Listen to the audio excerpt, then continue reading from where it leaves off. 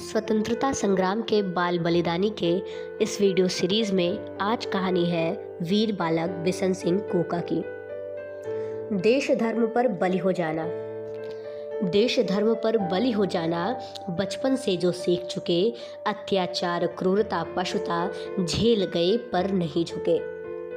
1857 का स्वतंत्रता संग्राम सब देशभक्तों ने मिलकर लड़ा था। अंग्रेज इस क्रांति से तिलमिला उठे थे। उन्होंने भोले भाले भारतीयों का धर्म नष्ट करने की चालें चलना आरंभ किया। उन्हें मांसाहार की ओर आकर्षित करने हेतु पवित्र नगरों में मांस बिक्री की दुकानें सजने लगी। बूचड़ खाने खोले गए जिनमें गाय का मांस भी खुलेआम बिकता था। उस समय पंजाब की जनता में गुरु राम सिंह जी का बहुत प्रभाव था। उनके अनुयायी नामधारी कहलाते थे। नाम दीक्षा पाकर वे भगवान का नाम रटने की सरलतम एवं साधन रहित साधना में रम जाते। उनके अनुयायी जब प्रेम से गुरु रूप ईश्वर को पुकारते तो उनके कंठों से वाहे गुरु का नाम कोयल के स्वर की भांति मधुर लगता। यह बात इतनी प्रिय हो चली कि लोग उन्हें कूका कह के बुलाने लगे। गुरु राम सिंह की दृष्टि केवल ईश्वर भक्ति की न थी, राष्ट्र और समाज की दशा पर भी उनकी गहरी दृष्टि थी। लाहौर अंग्रेजों ने हड़पा, पंजाब को ग्रहण लगाया, अमृतसर जैसा पावन नगर गौमांस की मंडी बनता जा रहा था।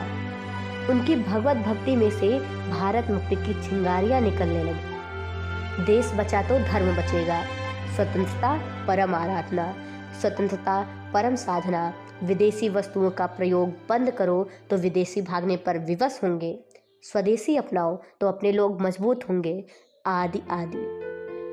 1863 तक यह कूका आंदोलन अंग्रेजों की चिंता का बड़ा कारण बन गया था।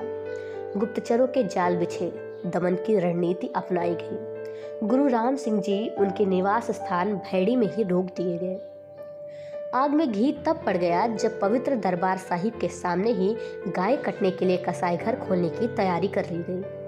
परंतु अंग्रेजों की कल्पना के परे दो नामधारी कूके गए और कसाईयों को मारकर गौ माताएं मुक्त करवा ली। गुरुजी चाहते थे कि क्रांति पूरी योजना बनाकर हो, पर अंग्रेजों की कुचालों से लोग बहुत उत्तेजित थे। 13 जनवरी 1875 को भैड़ी में माघ मेला चल रहा था कि एक गौवंश को मारने पर विवाद ने धैर्य का बात तोड़ दिया और क्रांति का बिगुल समय पूर्व ही बज गया। 154 कूका सन्यासियों ने मलौत के किले पर अधिकार कर अगले ही दिन मलेर कोटला का महल भी छीन लिया। अंग्रेजों की फौजी पलटनी इन देशभक्तों पर टूट पड़ी। 86 कूके बलिदान हो गए। शेष 68 अंग्रेजों के बंदी हुए। लुधियाना का अंग्रेजी डिप्टी कमिश्नर कॉवन उन सभी बंदियों को तोपों के मुंह से बांधवा कर उड़ा देने का आदेश देकर जनता पर अपना आतंक जमाना चाहता था। जनता की उपस्थिति में पंक्तिबद्ध खड़ी अंग्रेजी तोपों ने 49 बंदियों के चीथड़े उड़ा दिए। कॉवन की पत्नी भी वहां थी। इन कूकों में अब बारी थी एक 13 वर्षीय वीर बालक बिशन सिंह की। कॉवन की पत्नी के मन में दया जागी। उसने कॉवन से इस बच्चे को छोड़ देने की प्रार्थना की। कॉवन रूपी पशु मानव ने पहले तो गुरु राम सिंह को गाली दी, फिर बिशन सिंह को अपने गुरु का साथ छोड़ देने की शर्त पर मुक्त कर देंगे यह प्रस्ताव रखा। बिशन सिंह भारत की उस माटी का बना था जिसमें गुरु को ईश्वर से भी बड़ा माना जाता है। वह 13 वर्ष का निर्भीक बालक रस्सी तुड़ाकर ऐसे उछला मानो तोप का गोला ही दगा हो। सीधे उस धूर्त अंग्रेज की दाढ़ी पकड़कर झूल गया। वह पीड़ा से चीत्कार उठा। सैनिक दौड़े, पर जैसे जैसे बिशन सिंह से अपने अफसर की दाढ़ी छुड़ाने का प्रयत्न करते, दाढ़ी पर पकड़ और पक्की होती जाती। कॉवन बिलबिला उठा। एक सैनिक ने बिशन सिंह के हाथ ही काट दिए। कटे हुए हाथों से भी क्षण भर तो दाढ़ी मुक्त न हुई। धरती पर गिरे इस घायल शेर जैसे बच्चे पर खचाखच तलवारों के वार हुए और उनका अंग मातृभूमि की रज में मिल गया। शेष 18 कूके अगले दिन फांसी पर चढ़ा दिए गए। बालक बिशन सिंह कूका का बलिदान अद्भुत दृढ़ता व साहस का अमर उदाहरण बन गया।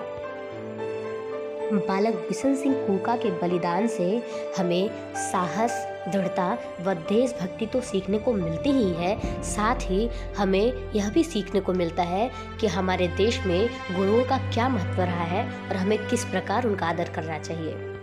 किसी सामान्य स्थिति में किसी बालक का किसी बड़े की दाढ़ी पकड़ के लटक जाना कोई बहुत अधिक साहस की बात नहीं है, पर उस स्थिति में जब वहाँ लोग मौत का सामना कर रहे थे, तब बिशन सिंह कूका ने जो साहस, जो वीरता दिखाई वह अद्भुत थी।